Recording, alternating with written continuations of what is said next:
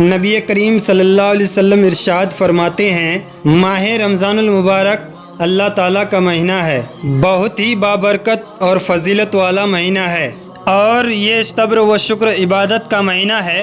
اس ماہ مبارک کی عبادت کا ثواب 70 درجہ زیادہ عطا ہوتا ہے۔ جو کوئی اپنے پروردگار کی عبادت کر کے اس کی خوشنودی حاصل کرے گا، اس کی بڑی جزا خداوند تعالیٰ عطا فرمائے گا۔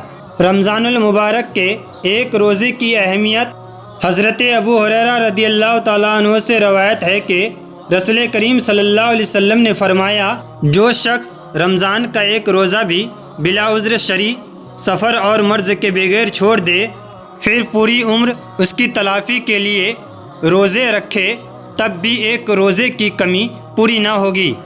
حدیث نبوی صلی اللہ تعالیٰ علیہ وسلم۔